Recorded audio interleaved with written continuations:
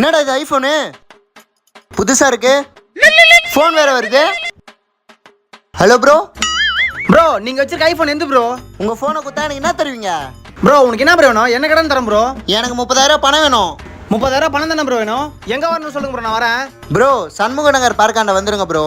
வர சொல்லும் போது பணத்தை எடுத்துட்டு வந்துருங்க ப்ரோ. என்ன இவன் வர சொல்லிட்டு போனே பண்ணல.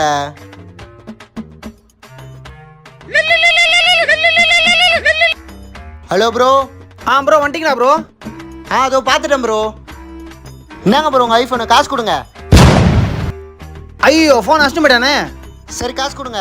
என்னது ஃபோனை கொடுத்துட்டு காசு வாங்கி போடா. 5 minutes later.